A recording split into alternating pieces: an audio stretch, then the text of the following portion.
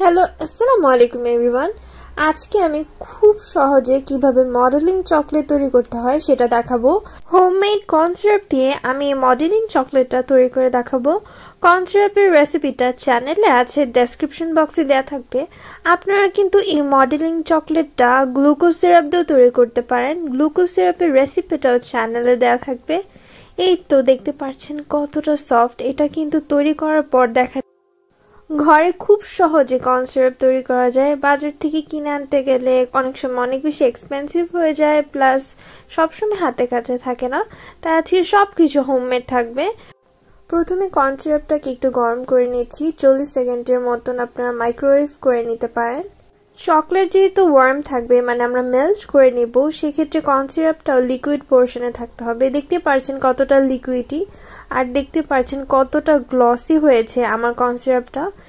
এই কর্ন সিরাপটা যে কোনো প্রকার গানাশে ইউজ করতে পারবেন। তাছাড়া যে কোনো প্রকার গ্লাসি পাইপিং জেল তৈরি করার ক্ষেত্রে এটা দিতে পারবেন। চলুন মূল রেসিপিতে যাই। প্রথমে আমি এখানে চকলেট নিয়ে নিয়েছি। এখানে ফুল ডার্ক চকলেট নিয়েছি।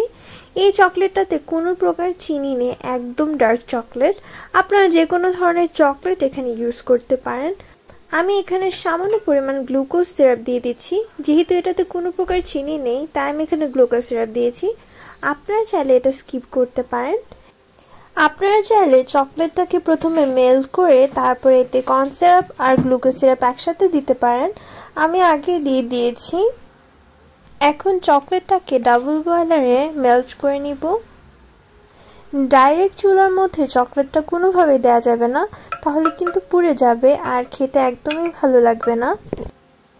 30 সেকেন্ডের মতন চকলেটটা মাইক্রো ওভেনে মেল্ট করে নিতে পারেন।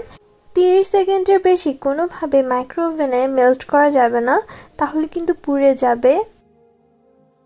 প্রথমে আপনাদের মনে হতে পারে এটা একদম স্মুথ হয়নি, একদম ছানা ছানা অথবা ফ্লাফি হয়ে আছে। আসলে এরকম না। আপনারা যখন এটাকে ফ্রিজে রেখে সেট করবেন, অথবা আপনাদেরকে সিস্টেমটা বলবো কিভাবে এটা রাখতে হবে, এরপর একদম স্মুথ হয়ে যাবে, প্রথমে যেমন দেখিয়েছিলাম। এরপর আমি এখানে দিয়ে দিব কর্ন সিরাপ। আমি পরিমাণগুলো একদম উপরে লিখে দিব।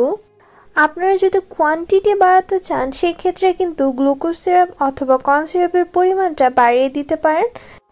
তাহলে চকলেটের পরিমাণটা কম লাগবে, কিন্তু পরিমাণটা বেড়ে যাবে।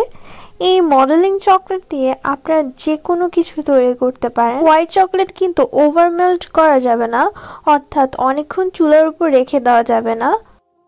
চকলেট মেল্ট করার সাথে সাথে কর্ন সিরাপটাকে অ্যাড করতে হবে। এখন যে ডোটা তৈরি হয়েছে, এটা একটা প্লাস্টিক র্যাপারে করে আমি নর্মাল ফ্রিজে রেখে দিব। আপনারা চাইলে এটাকে ডিপ ফ্রিজেও রাখতে পারেন।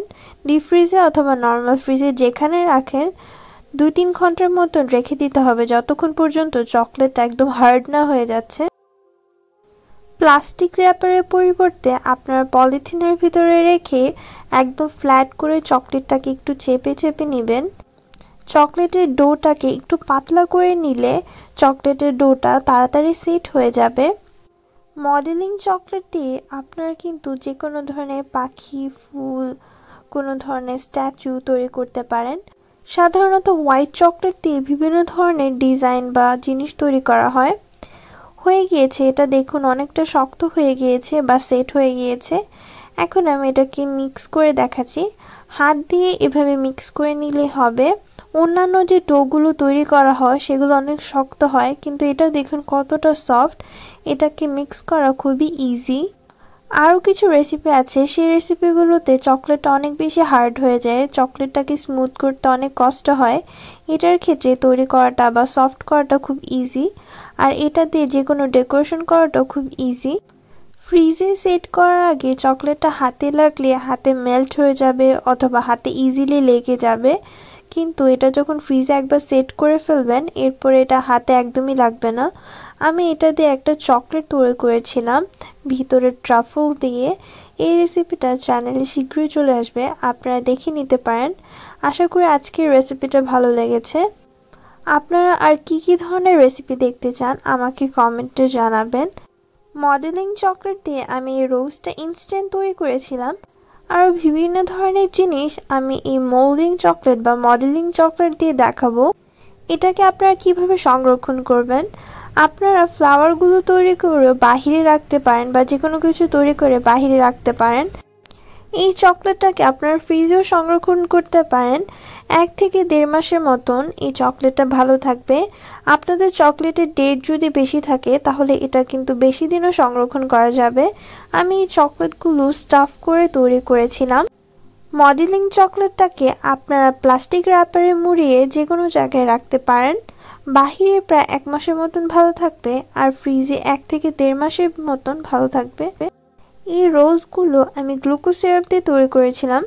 আজকের জন্য এতটুকুই। আবারও দেখা হবে অন্য কোনো ভিডিওতে।